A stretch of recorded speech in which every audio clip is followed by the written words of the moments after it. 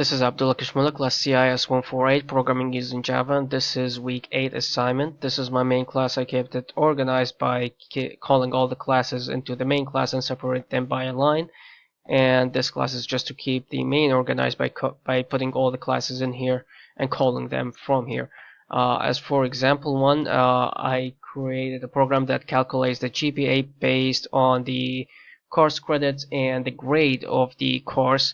At the beginning, we input the number of courses, which will control the number of credits for the courses, and because each course is going to have a credit and a grade, so it's going to create the same amount of variables for the course, which is credit and grade.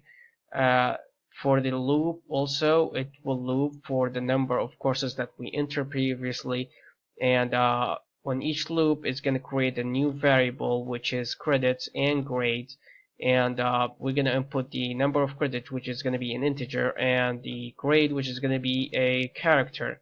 It's going to be one character, and then depending on the character we enter, as we learned in this assignment, the trinity, it's going, in case of an A, it's going to be 4 credit hours, which is going to save it in the variable grade. And I is depending on the number, which is going to be 0, 2, and -1 variables. And in this example, I only used A, B, C, and otherwise it's going to be 0, just to keep it short. And the number of credits is going to be number of credits plus whatever credit for that course to sum all the credits so that I can calculate the GPA. And for the points, it's going to be the grade multiplied by the credits, so that I can calculate the total points for that GPA. Now in the end, my GPA, even though it's a double but the other variables were integers, what I learned in this assignment is by adding this word in front of the value that I want to calculate, because these are both integers, it's going to give me an integer output, but by adding that, it's going to give me a double output, which is the GPA has to be an output of a double number.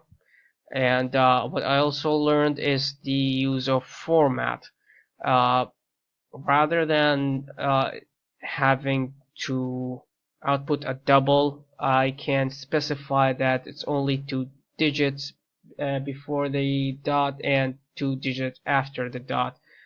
And also, by adding this at the end of the format statement, we add a comma, then we add our values to replace any value that is inside. In this case, I only have one, which is the GPA. For my second example, I wrote a program that calculates the total price of product.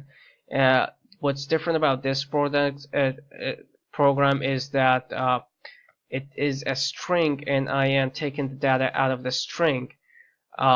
First of all, I added just a few letters in the middle so that I can use another method to remove these letters.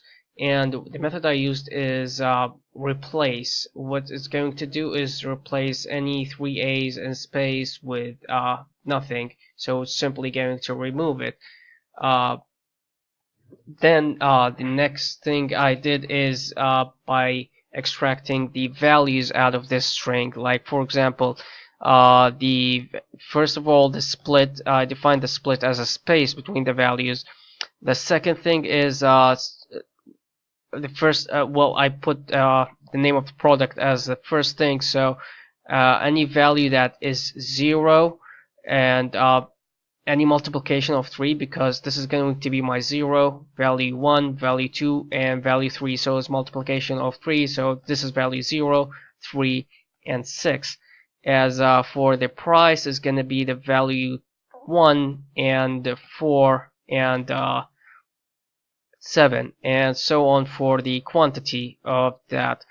And this example, this is my data is chair, price, and quantity, and just calculates the price at the end. For example 3, just as simple, just to try the math functions, I tried to the pi, so instead of having to write the number, we can get the exact value of pi and calculates the area of a circle.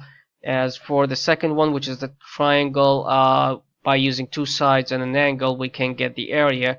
The tricky part of this was I did not know that the angle was in radian, and so I had to add this function, which will convert the radian into an angle to be able to calculate the area of the triangle.